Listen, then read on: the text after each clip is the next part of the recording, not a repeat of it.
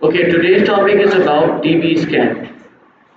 यहाँ पर मैंने एक इमेज कहीं से उठाई है ये, ठीक है। ये विकीपीडिया से उठाई है, मैं इसलिए कह रहा हूँ क्योंकि भाई देना चाहिए ट्रिब्यूट, क्योंकि इन्होंने बड़ी अच्छी तरीके से रिप्रेजेंट किया हुआ है how TB scan works. Basically एक चीज़ याद है कि जब आप टीबी स्कैन की बात करोगे, हमारे पास कुछ डॉट्स आपको यहाँ पर नज़र आ रहे होंगे, ठीक है।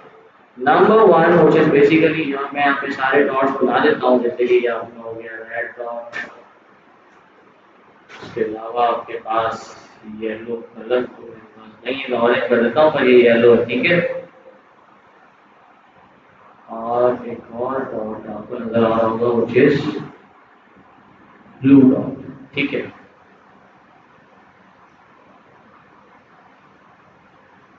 Now what is red dot here? ये जो आपको रेड डॉट यहाँ पर नजर आ रहा है, व्हाट इज दिस? ये रेड डॉट होता क्या है? इसको हम बेसिकली कहते हैं कोर पॉइंट।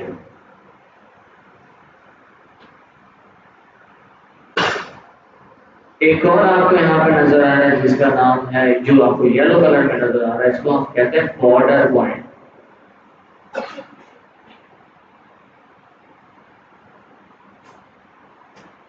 और इस ब्लू पॉइंट को हम बेसिकली कहते हैं नॉइस, या फिर आप कह सकते हो उसको outlier. Remember one thing, when we are talking about clustering, हमने K-मीन्स क्लस्टर देखा, हमने हायरार्किकल क्लस्टर देखा, अब हम टीबी स्कैन की बात कर रहे हैं। Which clustering algorithm is better? ठीक है, कौन सा अच्छा एल्गोरिथम है? देखिए, जब आप K-मीन्स या हायरार्की की बात करते हो तो उस वक्त हमारे पास दो पॉइंट्स होते हैं कि आपके पास डेटा कितना बड़ा है। फॉर एग्जाम्पल, अगर आपके पास डेटा पॉइंट्स बहुत ज़्यादा है, एट दैट टाइम आपके लिए के मीन्स क्लस्टरिंग इज बेस्ट, ठीक है, वो अच्छा क्लस्टरिंग एल्गोरिथम है। अगर आपके पास डेटा पॉइंट्स बहुत ज़्यादा है, मतलब डेटा आपके पास बहुत बड़ा है। लेकिन जब आप हायरार्की की बात करते हो, आप सोचो अगर मेरे पास मिलियंस में डेटा हो और फिर अगर मैं ये डेंडोग्राम्स बनाऊं, तो ये डेंडोग्राम्स कैसे बनेंगे? बहुत ज़्यादा बड़े बन जाएंगे। फॉर दैट अब आप खुद सोच के बताएं, क्या हम बहुत बड़े डेटा पॉइंट्स के लिए या डेटा सेट के लिए, या जिसमें हमारे पास बहुत ज़्यादा डेटा पॉइंट्स हैं, उसके लिए क्या हमें हायरार्किकल क्लस्टरिंग यूज़ करनी चाहिए? नहीं करनी चाहिए। क्यों? क्योंकि यहाँ पर आप एक तो रिप्रेजेंटेशन में फंस जाओगे, दूसरा रिप्रेजेंटेशन छोड़ो, आपका एल्गोरिथम यहाँ पर कंफ्यूज हो जाएगा कि हमें फॉर एग्जांपल कितने यहाँ पर क्लस्टर्स बनाने। जब आप प्रोग्रामेटिकल करोगे तो ये आपको कट करना, ये खुद से चूज करने की ज़रूरत नहीं है, एल्गोरिथम खुद ही फाइंड आउट कर देता है कितने क्लस्टर्स बनाने, ठीक है। लेकिन कहने का मकसद, अगर आप फॉर एग्जांपल ज़्यादा डेटा के ऊपर काम करोगे तो ये आपका हायरार्किकल क्लस्टर काम नहीं आता, इसलिए हम नॉर्मली के मीन्स क्लस्टर यूज़ करते हैं। लेकिन इन सब से बेहतर है आपका डीबी स्कैन। डीबी स्कैन में फ़ायदा क्या है कि ये देखो, जो लास्ट पॉइंट आपको नज़र आ रहा है, इसको पढ़ें, क्या कह रहा है? Noise and outlier. अगर आउटलायर का मतलब क्या होता है कि ये जो एक एल्गोरिथम है जो आपका अनसुपरवाइज्ड लर्निंग के लिए क्लस्टरिंग कर रहा है, using dB scan you can neglect outliers from data set. अगर यहीं पर इसी डेटा जिसमें आउटलायर्स अवेलेबल हो, ऐसे टाइप के किसी डेटा के ऊपर, फॉर एग्जांपल आपके पास एक डेटा यहाँ पर अवेलेबल है, अब इधर जो डेटा अवेलेबल है ये किस क्लस्टर में जाएगा? If you just see this, तो आपको ये नजर आ रहा है कि हाँ यार, ये आउटलायर है, ये बिल्कुल टोटली डिफरेंट डेटा है अराउंड आवर डेटा सेट। हमारे डेटा सेट के हिसाब से ये सबसे डिफरेंट डेटा है, ठीक है। इसको अगर मैं क्लस्टर करना होगा तो मैं इसको क्लस्टर नहीं कर सकता, लेकिन अगर आप के मीन्स में अप्लाई करते हो तो किसी ना किसी एक में चला जाएगा, या तो वो इसमें चला जाएगा या तो फिर वो यहाँ पर चला जाएगा। मीन निकाल के कैसे भी करके बेसिकली आपके पास ये इधर चले जा सकते हैं। अगर आप हायरार्किकल यूज करते हो तो वहां पर भी यही प्रॉब्लम आती है आपके पास कि अगर आपने डेंडोग्राम्स बना दिए तो किसी ना किसी एक क्लस्टर के अंदर ये खुद ब खुद ऐड हो जाएगा। पर हमें तो इसको निगलेक्ट करना था क्योंकि ये तो आउटलायर है, हमारे किसी काम का नहीं है, ये तो हमें चाहिए ही नहीं ना। अगर ये बन गया फॉर एग्जाम्पल, तो इसके आसपास के जितने भी डेटा होगा वो भी इसी क्लस्टर में आ जाएंगे फिर तो। तो इसका मतलब जब आप आउटलायर्स की बात करते हो एट दैट टाइम ना के मीन्स काम आता है ना आपका हिरासत काम आता है। आपके लिए सबसे बेहतरीन होगा डीबी स्कैन। ये इमेज मैंने विकिपीडिया से उठाई है, इसकी बहुत अच्छी रिप्रेजेंटेशन उन्होंने की हुई है इसलिए मैंने इसके ऊपर लिख भी दिया है कि भाई विकिपीडिया से। यूट्यूब पे डालो कहीं ऐसा ना कॉपीराइट आ जाए। चलो कहने का मकसद, अब आपके पास यहाँ पर 3 डॉट्स नजर आ रहे होंगे, ब्लू रेड एंड येलो, ठीक है।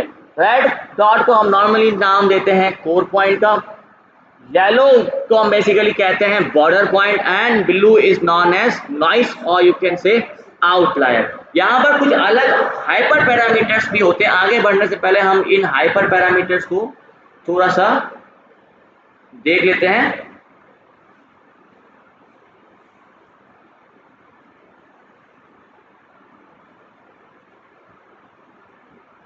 कौन कौन से हाइपर पैरामीटर्स यहाँ पर काम आते हैं। Number 1 is basically your minimum points. Minimum points क्या है वो मैं अभी आपको आगे समझाता हूँ। फॉर एग्जाम्पल हम इसको रख देते हैं फिलहाल 4 एंड इसको हम कहते हैं, क्या कहते हैं इसको, एप्सिलॉन, ठीक है। ये एप्सिलॉन की साइन है बेसिकली।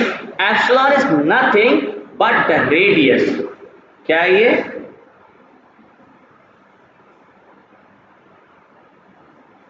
अब ये भी आपने कुछ ना कुछ यहाँ पर सेट कर लेना है।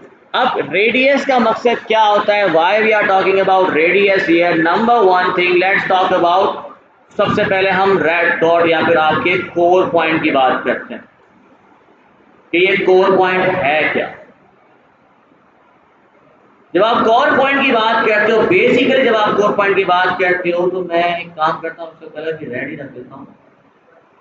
ये कोई भी एक पॉइंट होगा, ठीक है, जहां से हम एक पर्टिकुलर रेडियस के ऊपर एक कंप्लीट सर्किल खड़ा हो गया। पहले सर्किल बना लो।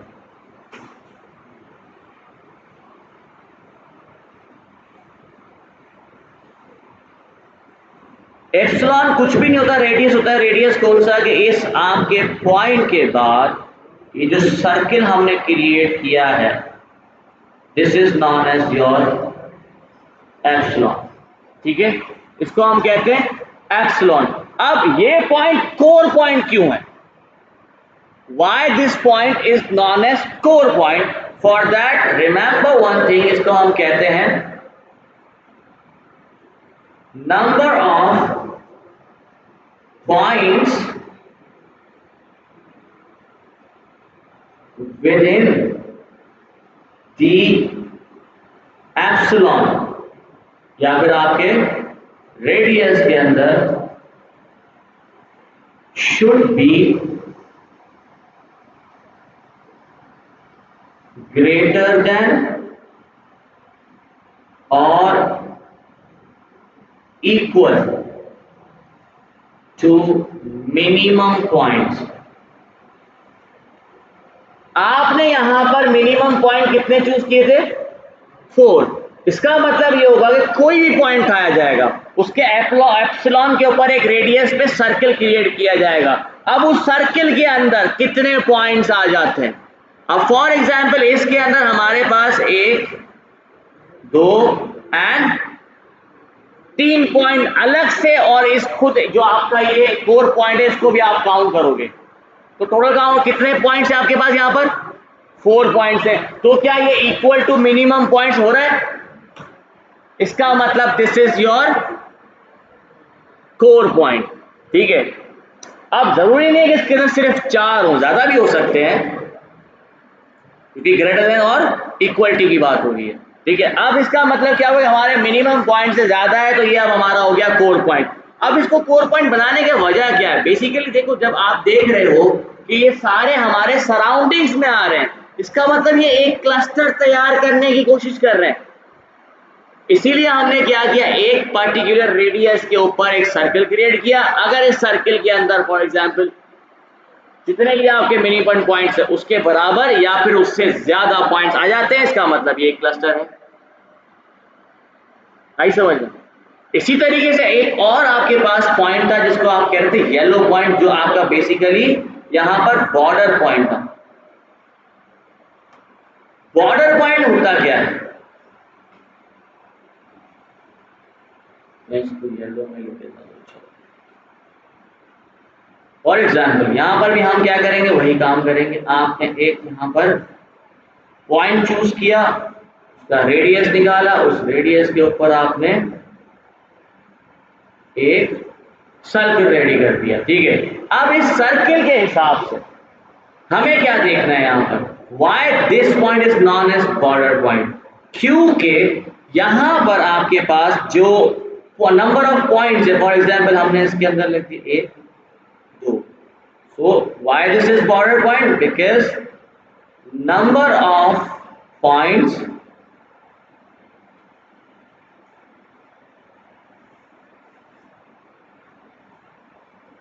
within the epsilon, या फिर आप कह सकते हो रेडियस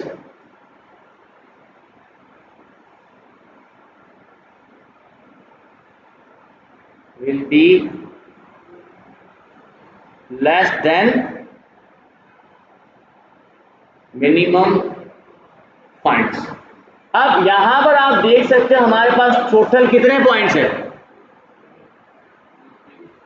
3 पॉइंट्स आर देयर, 3 है। मिनिमम पॉइंट का क्राइटेरिया आपने कितना रखा था, 4, क्योंकि इसके अंदर 3 है।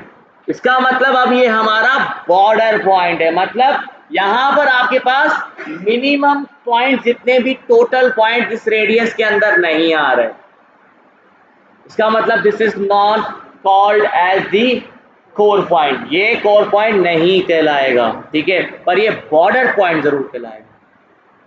अब एक और चीज है जिसको हमने कहा आउटलायर। अब आउटलायर बेसिकली होता क्या है, या यहां पर आउटलायर कैसा देखा जाता है। फॉर एग्जाम्पल आपके पास, मैं इसको ब्लू कलर में कलर कर देता हूं, ये वो पॉइंट होता है जिसके रेडियस में आपको एक भी पॉइंट नजर नहीं आ रहा हो।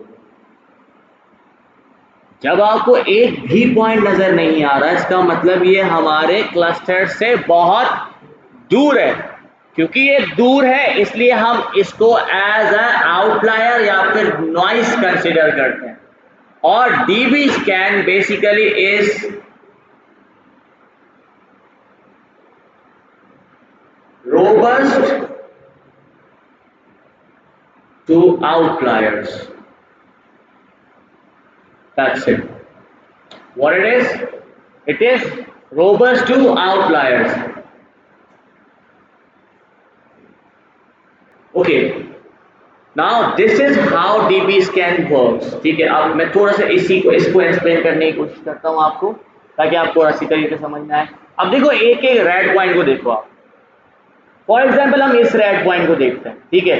अब इसका ये सर्कल बन रहा है, आप देखो इस सर्कल के अंदर टोटल 4 पॉइंट नजर आ रहे होंगे आपको, 1 2 3 4, इसका मतलब ये खुद क्या है, 4 पॉइंट है। यहां पर आप देखो अगर इसको हम चूज कर लें तो इसका जो सर्कल बन रहा है ये बन रहा है आपका, ये रहा। इस सर्कल के अंदर भी आपको नजर आ रहा होगा 1 2 3 एंड 4 आपको नजर आ रहा है। अब हम दोबारा आ जाते हैं हमारे बॉर्डर पॉइंट पे। अब देखो इस बॉर्डर पॉइंट को इसको हमने बॉर्डर क्यों बोला, क्योंकि ये बिल्कुल बॉर्डर वैल्यू थी इसकी, आपके क्लस्टर की बिल्कुल बॉर्डर वैल्यू थी, दैट इज वाई हम इसको बॉर्डर पॉइंट कह रहे हैं।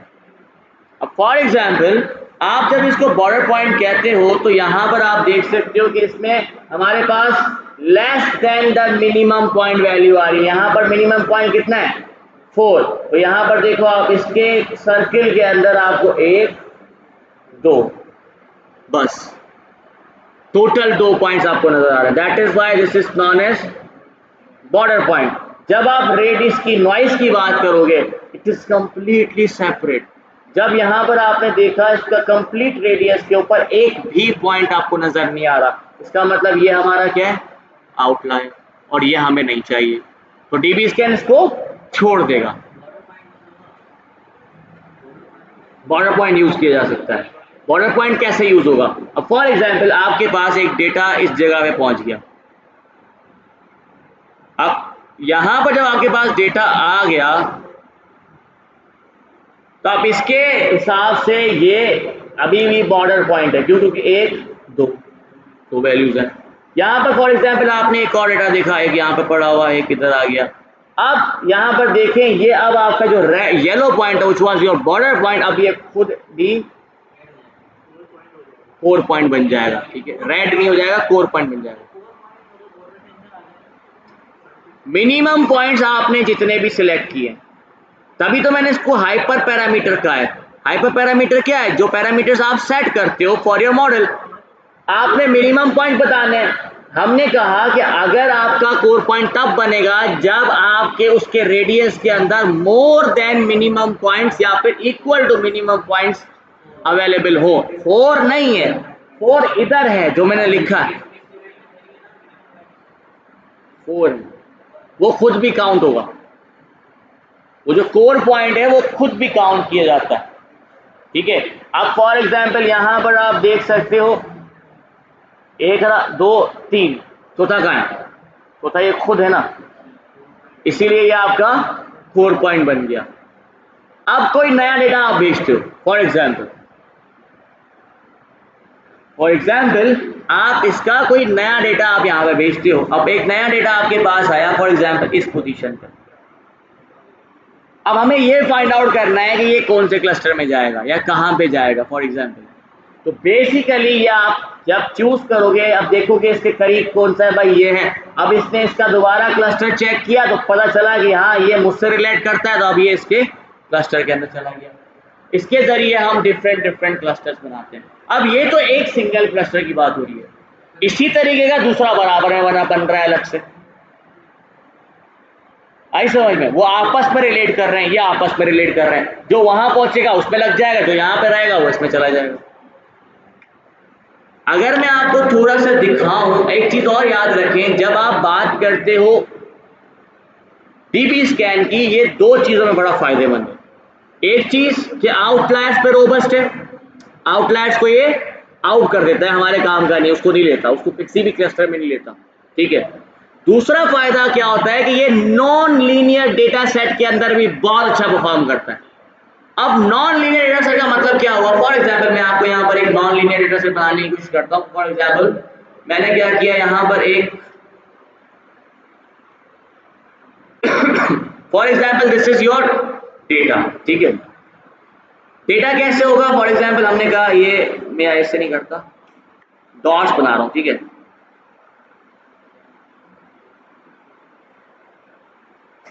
ये अलग अलग हमारे पास डेटा पॉइंट्स आ रहे हैं।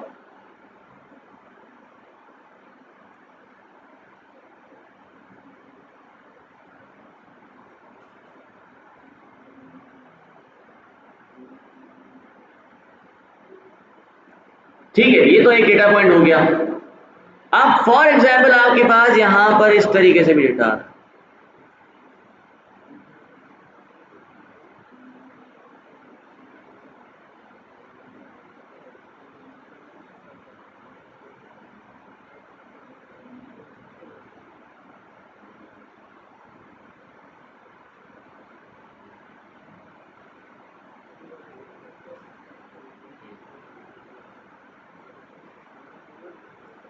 Now here you can see कि आप अगर फॉर एग्जाम्पल इसको के मीन्स के हिसाब से बनाते तो ये क्या करता? अगर के मीन्स के हिसाब से अगर हम फॉर एग्जाम्पल इसको यूटिलाइज करते, इसको क्लस्टर करने की कोशिश करते, तो के मीन्स क्या करता? एक ही क्लस्टर बनाता। ऐसे ही है, अगर हम फॉर एग्जाम्पल उस पर चले जाते, हिरार्की में चले जाते, वो भी एक ही क्लस्टर बनाता, क्योंकि ये आपस में ही है। जब आप डीबी स्कैन पर आ गए, ये क्योंकि ये नॉन लीनियर डेटा है, इसमें कोई लिनियरिटी नहीं है कि भाई एक तरह का डेटा एक ही जगह पर एक ही पोजीशन में पड़ा हुआ है।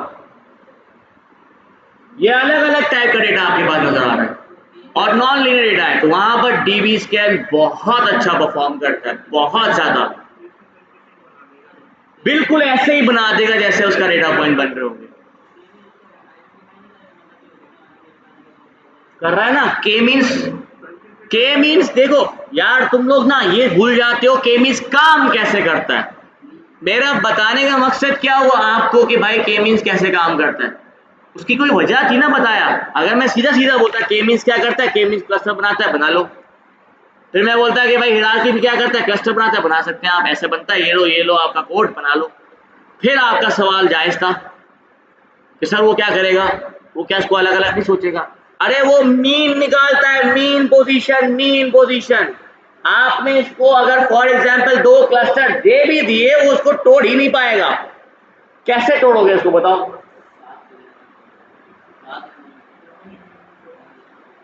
यहीं पर जब आप बात करते हो हिरार्की की, वो तो लिंकेज चेक कर रहा है, डिस्टेंस तो सारा कम है। तो यहां पर आपका डीबी स्कैन बहुत अच्छा परफॉर्म करता है जब आप नॉन लीनियर डेटा सेट की बात करते हो वहां। ठीक है, आई होप ये सारी चीजें आपको समझ आ गई होंगी। एक एक्स्ट्रा चीज मैंने आपको बतानी थी, which was your slot score. जो मैंने लास्ट टाइम बताया तो था, लेकिन इतने अच्छी तरीके से समझा नहीं पाया था आपको मैं। स्लॉट स्कोर बेसिकली काम कैसे करता है या क्यों इस्तेमाल किया जाता है, पहले मैं आपको एक्सप्लेन कर चुका हूँ ये चीज़ कि हम स्लॉट स्कोर क्यों यूज़ करते हैं। जैसे कि आप बात करते हो रिग्रेशन मॉडल्स की, तो सुपरवाइज्ड लर्निंग में रिग्रेशन मॉडल्स अगर हमें फॉर एग्जांपल परफॉर्मेंस उसकी मेजर करनी पड़े, या फिर परफॉर्मेंस मैट्रिक्स कहलाता है ये बेसिकली। ठीक है, परफॉर्मेंस अगर आप मेजर करना चाहते हो कि आपका मॉडल अच्छा परफॉर्म कर भी रहा है कि नहीं परफॉर्म कर रहा, फॉर रिग्रेशन मॉडल आप यूटिलाइज करते थे वहां पर आर स्क्वायर एरर हो गया, आपका मीन स्क्वायर एरर हो गया, मीन एब्सोल्यूट एरर हो गया। इसके जरिए हम इवेल्युएट करते थे हमारे डेटा को।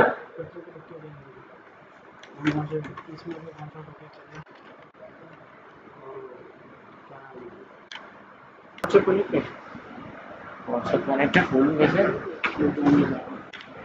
क्या ला रहा हूँ। अबे क्लास टाइम देख यार, अभी मगरिब का टाइम हो जाएगा, मगरिब का टाइम हो जाएगा। नहीं रोकती, वो चल रही है। अच्छा यार इधर वापस आ जाओ। सिलॉटेड स्कोर बेसिकली कैसे काम करता है कि यहाँ पर हम जिस तरह आप रिग्रेशन मॉडल को मेजर करने के लिए आप R2 square error, mean square error, absolute mean square error निकालते थे, इसी तरीके से फॉर एग्जांपल अगर आप क्लासिफिकेशन मॉडल्स की बात करते हो, उसमें आप एक्यूरेसी हो गया, प्रिसिशन रेट हो गया, कंफ्यूजन मैट्रिक्स के ऊपर वो सब आप आइडेंटिफाई करते थे कि आपका मॉडल सही परफॉर्म कर भी रहा है कि नहीं कर रहा। यहाँ पर जब आप बात करते हो क्लस्टर्स की, तो क्लस्टर्स में हम कैसे फाइंड आउट करें। यहाँ पे हमारे पास कोई आउटपुट फीचर तो है ही नहीं कि हम एरर फाइंड कर लें, या फिर हम ट्रू या फॉल्स का नेगेटिव सही आ रहा है गलत आ रहा है वो चेक कर लें, वो तो आ नहीं रहा। तो उसके लिए हम यूटिलाइज करते हैं स्लॉट स्कोर। ठीक है, अब ये स्लॉट स्कोर कैसे काम करता है, इसमें हमारे पास बेसिकली नॉर्मली हम इसको एक चीज में आप लोगों को सिंपल ही बताता हूँ, पूरी मैथमेटिक्स नहीं पढ़ाता आपको वरना परेशान हो जाओगे। -1 से लेकर आपके पास +1 के दरमियान की रेंज होती है। ठीक है, अब बेसिकली यहाँ पर हम देखते क्या है, हम ये देखते हैं कि एक क्लस्टर्स जो भी है आपका, उस क्लस्टर के डेटा पॉइंट्स और दूसरे क्लस्टर के डेटा पॉइंट्स दोनों के दरमियान डिस्टेंस कितना है। ठीक है, ये हो गया एक का। फिर हमने दूसरा क्लस्टर उठाना है, उसके डेटा पॉइंट्स और आपके पहले क्लस्टर के दरमियान का डिस्टेंस कितना आ रहा है सबका। जब ये आपने सम करके कंप्लीट एवरेज निकाल ली दोनों की, अब इन दोनों की एवरेज को हम डिवाइड करते हैं किससे, आपके मैक्सिमम वैल्यू से।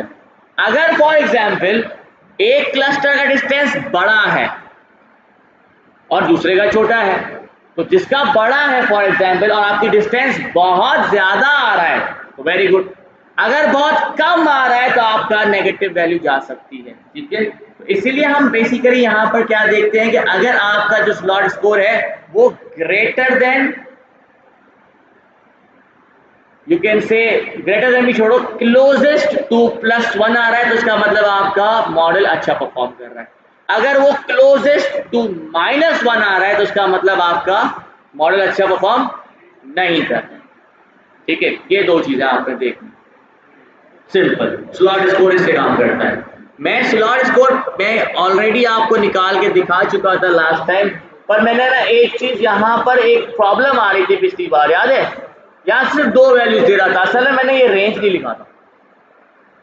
तो खैर हमने इसको सही कर दिया। अब बेसिकली जब आप इसको एग्जीक्यूट करोगे तो आपके पास, को मैं प्लॉट कर देता हूँ हमारे स्लॉट स्कोर को, तो आप यहाँ पर एक चीज देख सकते हो कि यहाँ पर जो हमारे पास डेटा था जो हमने ऊपर बनाया था, इसके अंदर इसने 3 क्लस्टर्स बनाए थे और हमने देखा था कि यहाँ पर हमारे पास 3 के ऊपर ऑप्टिमल के वैल्यू आ रही है। 3 के ऊपर जब हमने इसको ट्रेन किया तो यहाँ पर भी मैंने वही सेम चीज अप्लाई की थी। तो यहाँ पर देखो जो 3 है वहां पर सबसे ज्यादा आपका स्लॉट स्कोर आ रहा है, तो इसका मतलब 3 जो आपका के वैल्यू थी वो सबसे अच्छी वैल्यू थी हमारे इस क्लस्टर के लिए। ठीक है, आज का एक अलग चेंज करते हैं। आज हम बेसिकली काम करते हैं हमारे हिरार्किकल क्लस्टर्स के ऊपर कि हिरार्किकल क्लस्टर कैसे परफॉर्म किया जा सकता है। हिरार्किकल क्लस्टर परफॉर्म करने से पहले मैं आपको एक चीज बता देता हूं, इसी में ही करके दिखाता हूं आपको।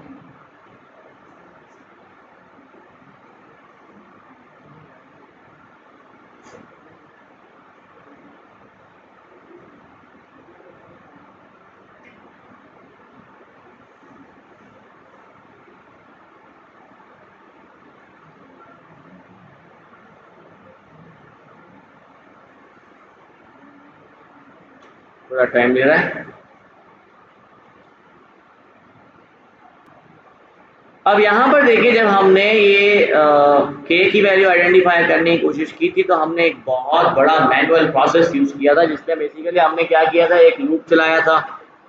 ठीक है, इसी लूप के ऊपर हमने बेसिकली इसको ट्रेन किया। ट्रेन करने के बाद उसका जो इनर्शिया वैल्यू है उसको हमने प्लॉट कर दिया, सिंपल इज दैट। ठीक है, यहाँ पर आपको ये जो फाइंड आउट करना था WCSS, बड़ा टाइम लग रहा है। टाइम भी नहीं, आप कह सकते हो कि हाँ प्रोसेस है बड़ा। यहाँ पर वैल्यू कितनी थी, पहली बात तो ये वैल्यूज बड़ी छोटी थी। अब फॉर एग्जांपल मिलियंस में डेटा आ रहा है तो फिर क्या करेंगे आप, ये जो आपके पास ग्राफ बनेगा, सोचो ये कितना बड़ा ग्राफ बनेगा।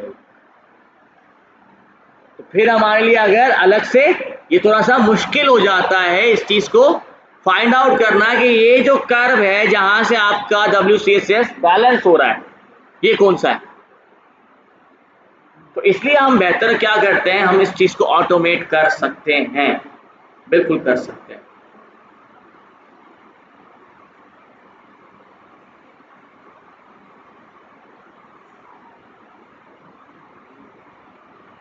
ऑटोमेट कैसे किया जा सकता है इसको, हमारे पास एक sklearn की लाइब्रेरी है, लेकिन वो आपको वैसे नॉर्मली नहीं मिलेगी। आपको यहाँ पर पहले इसको इंस्टॉल करना पड़ेगा। इसका नाम है पिप इंस्टॉल मी।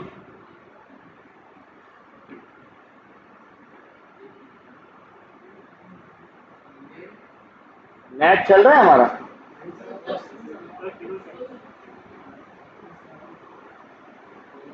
हो जाएगी डाउनलोड यार, हो गया।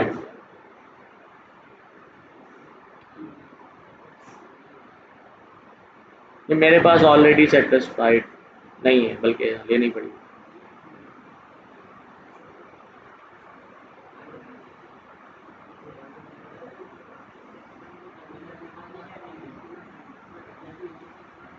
मैंने की है पहले इस्तेमाल, ये आप लोगों के लिए दोबारा इंस्टॉलेशन की थी ना मैंने पाइथन की, क्योंकि मैं इस पे काम भी नहीं करता, मैं एनाकोंडा पे काम करता हूँ। वहाँ पे मेरा सिस्टम अलग बना हुआ है, मेरा काम एनाकोंडा पे होता है। अभी आप जब टेंसरफ्लो पे आऊँगा ना, फिर देखो मैं आप लोगों को बोलूँगा एनाकोंडा इंस्टॉल करके लाओ।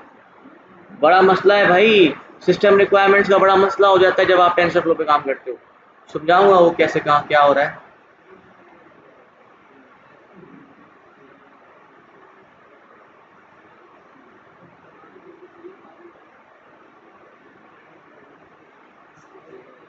नाउ ये जो आपके पास कोड था for finding the WCSS value for every single के, हमने क्या करना है, इसको ऑटोमेट करने की कोशिश करनी है। अब ऑटोमेट करने के लिए आप क्या कर सकते हो, just need to import from need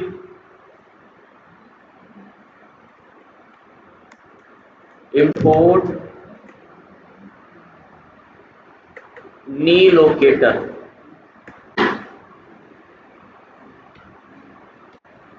after that मैंने सिंपली यहाँ पर एक वेरिएबल क्रिएट कर दिया, नाम है इसका, फॉर एग्जांपल मैं इसका नाम रख रहा हूँ K1, या फिर आप कह सकते हो इसको एल्बो K1 मतलब आपका नी1, मैंने यहाँ पे इसको वैल्यू दे दी है। What you just need to do is call the constructor of knee locator and provide the range। अब जो हमने ऊपर रेंज प्रोवाइड की थी वो क्या थी, 2,21 थी, ठीक है। ये रेंज मैंने यहाँ पर दे दी। साथ में मैंने इसको बोला कि अब आपने क्या अप्लाई करना है, W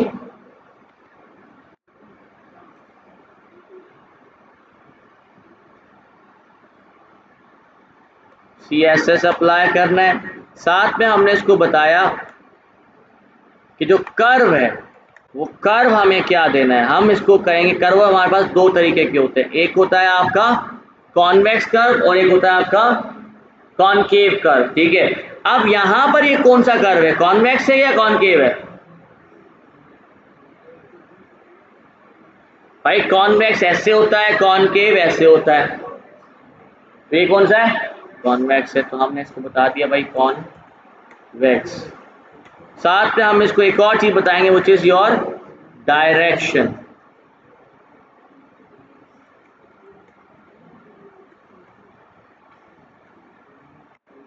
और डायरेक्शन में आपको क्या लग रहा है, यहाँ पर चीजें डिक्रीज हो रही हैं या इंक्रीज हो रही हैं? भाई कॉन्वेक्स है तो यू जाएगा तो इसका मतलब डिक्रीज होता हुआ जाएगा ना, तो डिक्रीज आपने यहाँ पे भी इसको बता देना है कि भाई डिक्रीज करना है हमें।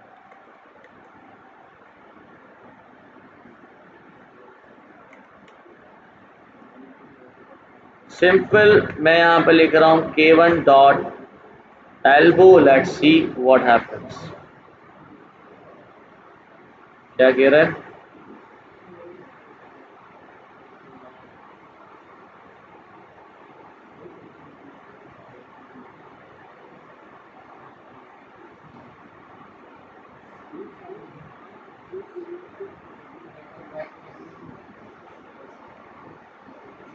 एक मिनट, WCSS क्यों दे दिया मैंने इसको,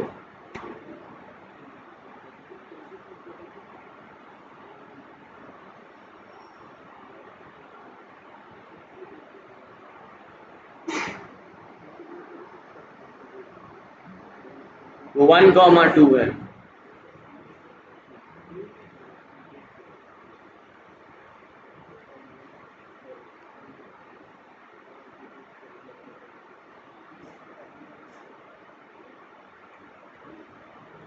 टाइम, अब ये देखो इसने मुझे ऑटोमेटिकली निकाल के दे दिया कि हमारी सबसे बेस्ट की के वैल्यू क्या होनी चाहिए। अब अगर आपके पास ज्यादा डेटा होगा तो आप इजीली इसके जरिए आइडेंटिफाई कर सकते हो कि आपके पास क्या होना चाहिए, ठीक है। सिंपल है ऑटोमेट करने के लिए। डिफॉल्ट क्या, क्या खुद बनाना है, खुद क्यों बनानी है, आपको देनी पड़ती है ना के वैल्यू क्लस्टर्स कितने चाहिए आपको, आप बताते हो ना, तो इतने दिन से तुम कर क्या रहे हो, मेरे को समझ नहीं, सोते हो क्या, सोते बोलते तो नहीं हो, क्या करते हैं, तभी तो हम इतना लंबा प्रोसेस कर रहे हैं, WCSS वगैरह ये निकाल रहे हैं।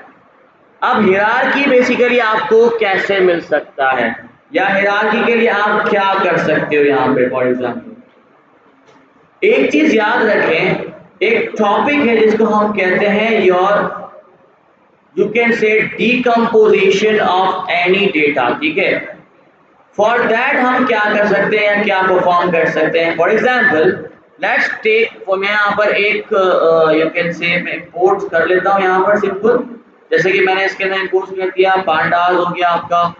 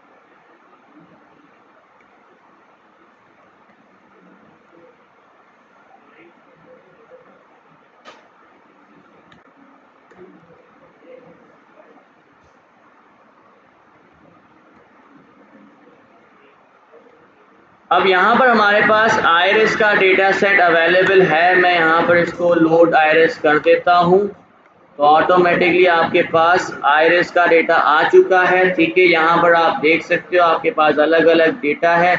मुझे फ़िलहाल सिर्फ और सिर्फ इसमें से कुछ चीज़ें चाहिए, जैसे कि मुझे चाहिए यहाँ पर डॉट डेटा के नाम से। तो मैं काम कर लेता हूँ, यहाँ पर लिख देता हूँ इसको डॉट डेटा फ्रेम में चाहिए। डेटा आ गया, कॉलम्स के अंदर हमने दे दिया इसको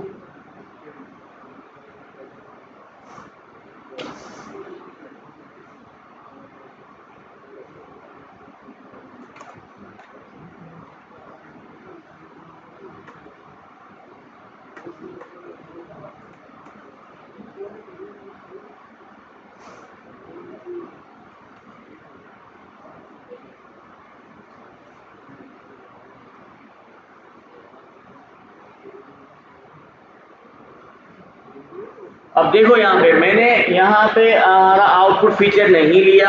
ठीक है, क्यों? क्योंकि जाहिर सी बात है जब आप क्लस्टरिंग की बात करें हमारे पास आउटपुट की ज़रूरत हमें नहीं होती। Simple.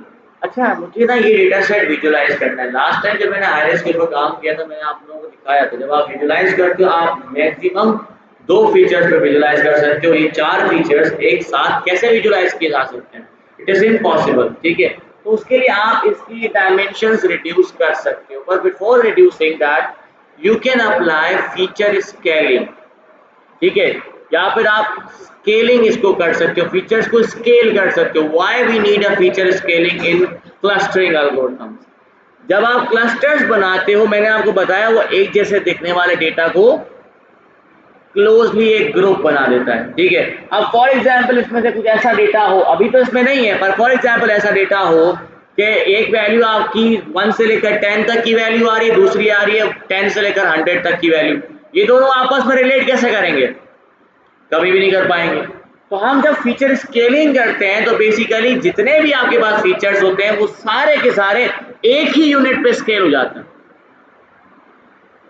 For that you can apply feature scaling. ठीक है, अब फीचर स्केलिंग बहुत ज़रूरी होती है तो आपको करनी चाहिए फीचर स्केलिंग। फीचर स्केलिंग करने के लिए हमारे पास एक एल्गोरिथम से सॉरी मॉड्यूल्स हैं जो हम बेसिकली बुलाते हैं from sklearn dot pre processing.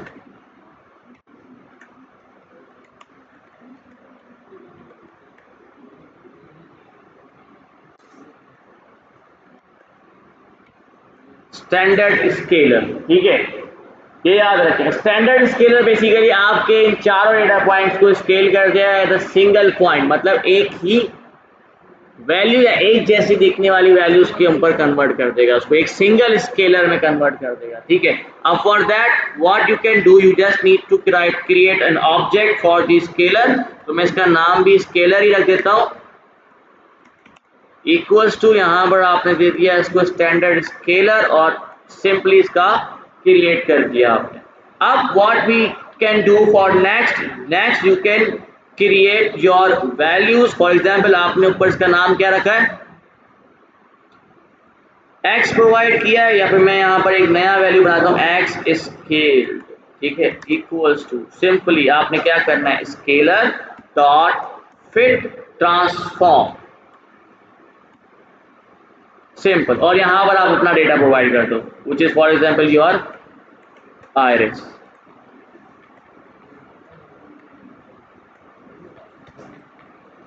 Now here you can see ये सारी की सारी वैल्यू एक ही यूनिट में कन्वर्ट हो चुकी हैं। अगर आप चाहो तो इसको चेक कर सकते हो फ्रॉम शेप, तो आपको पता चल जाएगा। वही सेम चीज़ है, 150 एलिमेंट्स मतलब 150 रोज हैं आपके पास विथ 4 फीचर्स, सिंपल। बट क्योंकि मैंने आपको क्या बताया कि जब आप इसको विजुलाइज करोगे आपको सिर्फ और सिर्फ 2 फीचर अप्लाई करने, तो आप यहाँ पर डायमेंशनलिटी रिडक्शन फंक्शन अप्लाई कर सकते हो। डायमेंशनली रिडक्शन फंक्शन बेसिकली क्या होता है कि जितने भी डायमेंशन, यहाँ पे 4 डायमेंशन हो रहे हैं, ठीक है, इन 4 डायमेंशन को रिड्यूस करके जितने भी आपको डायमेंशन चाहिए उसमें कन्वर्ट कर देंगे। For that we can apply PCA.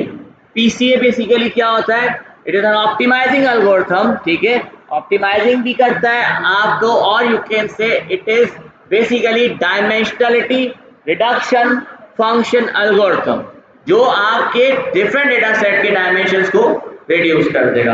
अब for that what can I do, उसके लिए आपको पीसीए इंपोर्ट करना पड़ेगा। तो हमने यहाँ पर इंपोर्ट कर लेते हैं from sklearn dot decomposition.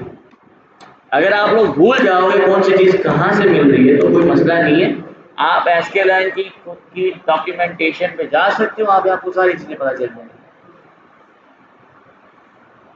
PCA, अरे पीसीए है एसके।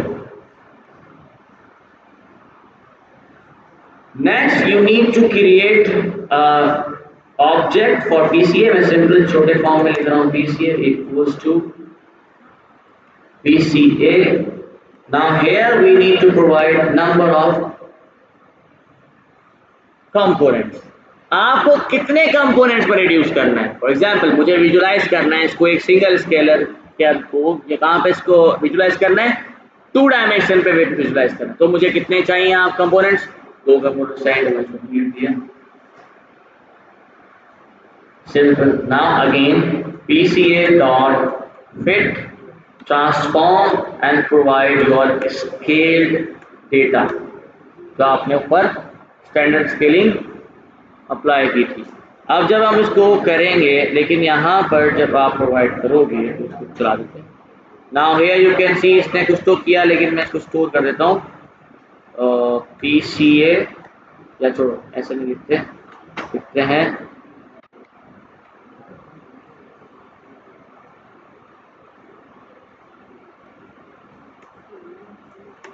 ठीक है।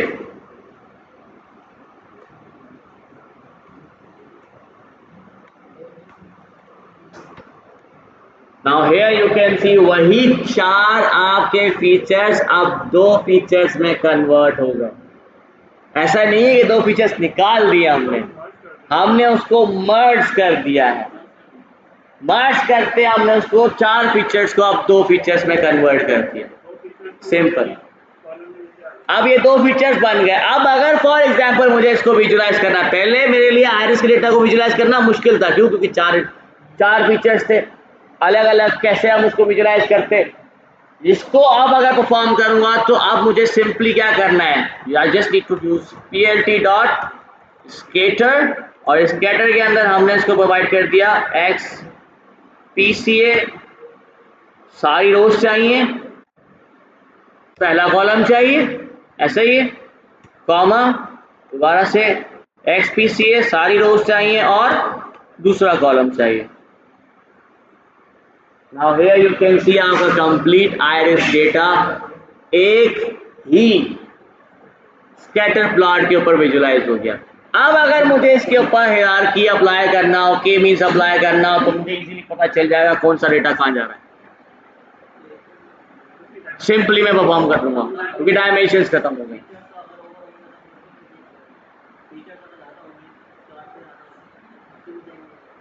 चार जरूरी नहीं 4 को ही करेगा, जितने भी हो उसको रिड्यूस कर देगा। इसका काम ही यही है, फीचर रिडक्शन 2 से रिड्यूस करेगा। अब फीचर रिडक्शन के बाद अब हम आ जाते हैं हमारे हायरार्की के ऊपर। ठीक है, हायरार्की के अंदर मैं सबसे पहले यहाँ पे लिख देता हूँ एग्लोमेरेटिव। नमाज पढ़ लो यार, एक काम करते हैं। चलो हमने यहाँ पर इसको आपका फीचर स्केलिंग कर ली। फीचर स्केलिंग करने के बाद डायमेंशन रिडक्शन कर ली, जिससे हमारे 4 डायमेंशंस खुद ब खुद 2 डायमेंशंस में आ गए, जिसको हम यहाँ पर स्कैटर करके विजुलाइज कर पा रहे हैं। अब आते हैं आपके डेंडोग्राम के ऊपर। ठीक है, क्योंकि हम हायरार्की काम कर रहे हैं तो हमें डेंडोग्राम्स बनाने हैं। Just visualize. ठीक है, जरूरी नहीं है कि आप डेंडोग्राम्स बनाओगे तभी जाके आपका क्लस्टर अच्छे बनेंगे, तो ऐसा कुछ भी नहीं। ठीक है, बट स्टिल अगर आप चाहते हो चेक करना कि नहीं डेंडोग्राम्स कितने बन रहे हैं, क्या है, कैसे बन रहे हैं, तो आप सिंपली यहाँ पर अप्लाई कर सकते हो डिफरेंट चीजें। अब मैंने क्या करना है, सबसे पहले टू कंस्ट्रक्ट अ डेंडोग्राम आपको इंपोर्ट करना पड़ेगा क्लस्टर हायरार्की फ्रॉम SciPy। अब की बार ये sklearn से इंपोर्ट नहीं किया है मैंने, फॉर जस्ट डेंडोग्राम की बात कर रहा हूँ मैं। यहाँ पर हायरार्किकल क्लस्टर की बात नहीं कर रहा हूँ, हायरार्किकल क्लस्टरिंग एल्गोरिथम की बात यहाँ पे नहीं हो रही है। I am just talking about dendrogram, अगर आप डेंडोग्राम बनाना चाहते हो, for that you need to import hierarchy from scipy.cluster.hierarchy, जिसको मैंने एज sc यहाँ पर इंपोर्ट कर लिया। sc इंपोर्ट करने के बाद हमारे पास डेंडोग्राम का बेसिकली यहाँ पर एक यू कैन से क्लास है from scipy cluster hierarchy which is sc dot dendrogram. ठीक है, सिंपल। अब डेंड्रोग्राम बेसिकली क्या करेगा, आपके ये डिफरेंट जो डिस्टेंसेस है ना वो तो फाइंड आउट कर देगा, पर इसको आपस में लिंक नहीं करेगा।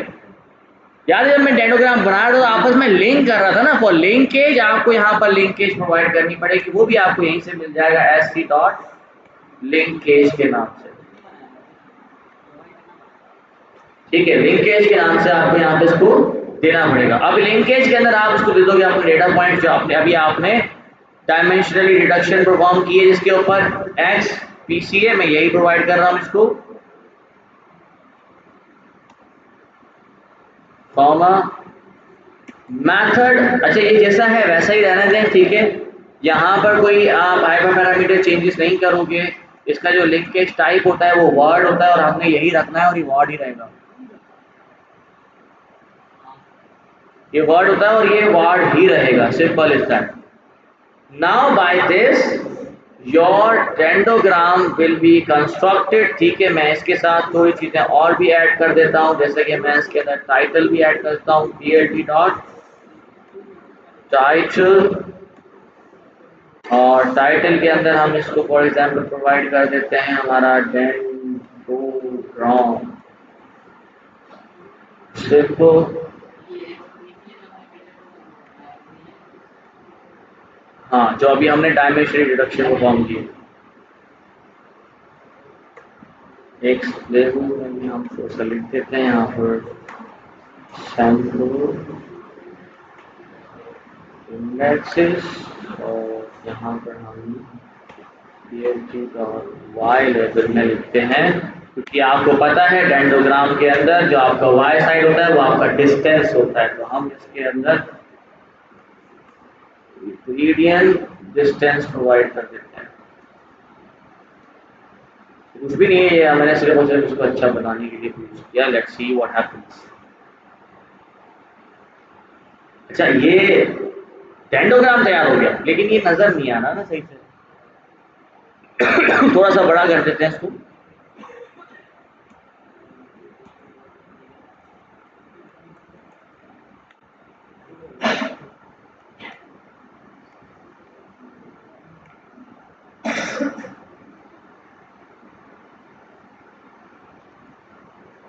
Now here you can see आपके पास ये सारे के सारे जो सैंपल पॉइंट्स है उसके इंडेक्सेस आ चुके हैं, and here you can see you have created a complete dendrogram here.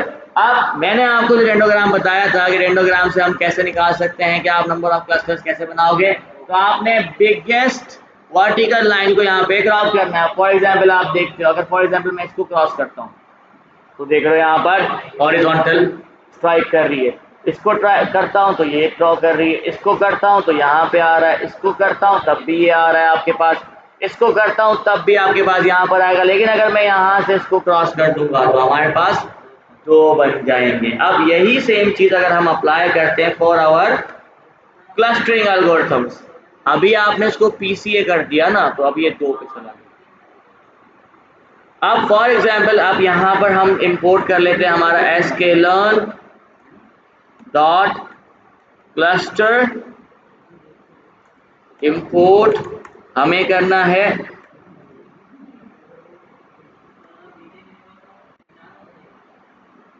हाँ बन जाते, लेकिन बहुत बड़ा हो जाता और उसको फिर आप यहाँ पर विजुलाइज नहीं कर पाते। ठीक है, तो फिलहाल हम इसको ऐसे ही काम कर रहे हैं। To import agglomerative clustering, you can import it from sklearn clusters। जैसे आपने k-means import किया था वैसे ही आपका agglomerative भी यहाँ पर import हो जाएगा। Simple, you just need to create an you can say object of your agglomerative clustering model। इसका आप यहाँ पर एक ऑब्जेक्ट क्रिएट कर दो, जैसे कि मैं इसके अंदर लिख दिया AGG क्लस्टर, कुछ भी नाम दे सकते हो यार, इसमें कोई मसला नहीं है, मैं अपनी तरफ से दे रहा हूँ ये नाम। अच्छा, अब यहाँ पर कुछ पैरामीटर्स होते हैं। Number 1 parameter is known as number of clusters. हमें पता है इस डेंडोग्राम के हिसाब से कितना होना चाहिए, तो हमने इसको प्रोवाइड कर दिया। The second is affinity.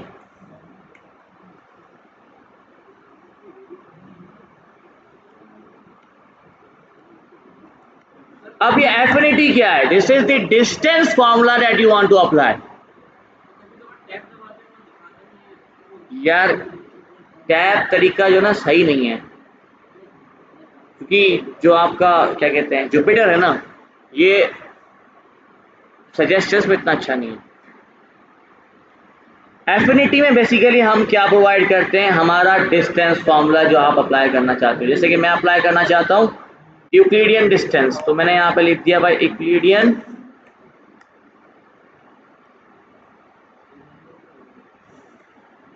और साथ में हम इसमें प्रोवाइड करेंगे हमारा linkage type, which is you know very well word what it says।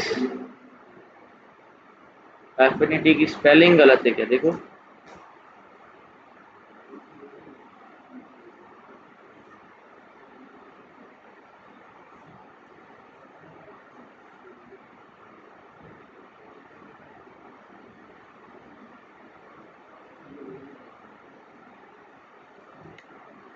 एक मिनट। अच्छा, इन्होंने अब नाम चेंज कर दिया, मैट्रिक हो गया। चलो वैसे भी ये बाय डिफॉल्ट यूक्लिडियन उठा रहा है, पहले ये एफिनिटी चलता था, अब इन्होंने नाम ही चेंज कर दिया। चलो ठीक है, अब ये मैट्रिक हो गया, और ये बाय डिफॉल्ट उठा ही रहा है, तो चलो अच्छा है। ये रहा। अगर आपको इसके अंदर कोई दूसरा यूज करना है तो आप यू भी यूज कर सकते हो। Okay, now your cluster has been created, you just need to train it. और ट्रेन करने के लिए आपने क्या करना है, आपका क्लस्टर अप्लाई करना है, डॉट फिट किया। फिट करने के बाद हमने इसको क्या कर दिया, जो हमारा ऊपर XPCA था ये प्रोवाइड कर दिया, इसने इसको ट्रेन कर लिया है। ठीक है, अब जरा मैं इसको चेक करना चाहता हूँ विजुलाइज करके, क्या हमारे क्लस्टर्स बने हैं कि नहीं। यही सेम चीज हम ऊपर से ले आते हैं, यही हमें नीचे भी विजुलाइज करना है। इसको चेक करने के लिए सिंपली मैं एक काम कर लेता हूँ, कलर्स के अंदर हम प्रोवाइड कर देते हैं।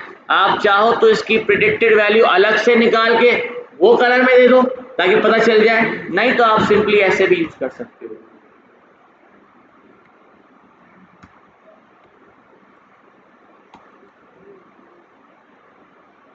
Now here you can see इसने दो क्लस्टर्स आपके सामने यहाँ पर क्रिएट कर दिए हैं, but still the question arise, क्या ये क्लस्टर सही है?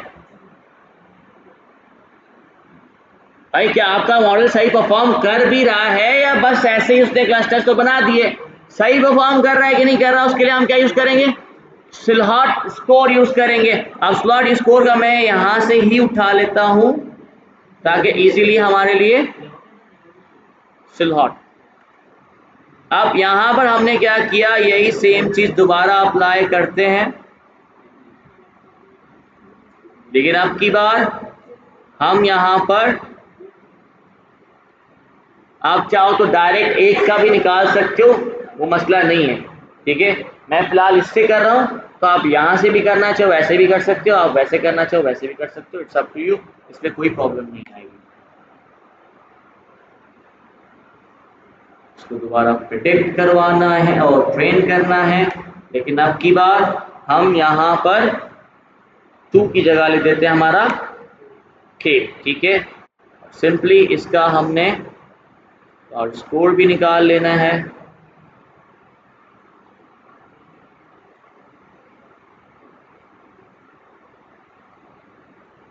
और यहाँ पर PCA, योर क्या नाम है इसका, cluster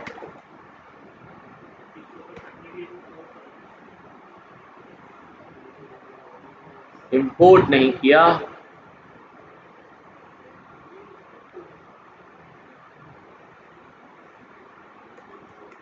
sklearn dot matrix import score.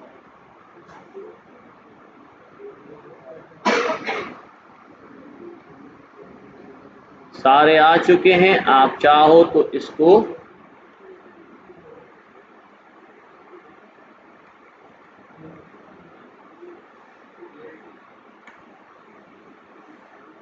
Now here you can see slot score for 2, ठीक है, 2 के लिए सबसे ज्यादा है।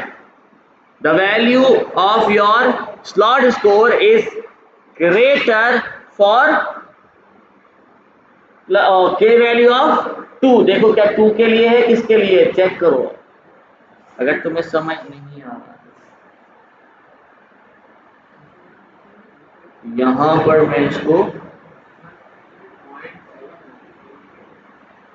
क्या 0.7 ये वैल्यू है ना, पर कहने का मकसद ज्यादा है ना, किसके लिए, 2 के लिए। जब 2 के लिए ज्यादा है तो इसका मतलब आपका क्लस्टर यहाँ पर जो 2 आपने अप्लाई किया था नंबर ऑफ क्लस्टर्स, वो सबसे बेस्ट परफॉर्म कर रहा है। अगर आप 3 के लिए जाके देखोगे तो नीचे आ गई, आपने यहाँ पर 5 के लिए देखा तो यहाँ पर आ गई, आपने यहाँ पर 6 के लिए देखा तो इधर चली गई, या 7 के लिए देखा तो यहाँ चली गई, उसके अलावा आपने यहाँ पर 8 के लिए देखा तो इधर आ गई, 9 के लिए यहाँ पर आ गया, 10 पे इधर आ गया, लेकिन 2 के लिए सबसे ऊपर था। तो that means our model is performing well, और यहाँ पर हमारा क्लस्टर्स बिल्कुल सही बने। समझ आ गया? कोई सवाल है तो अब आप मुझसे पूछ सकते हैं इसके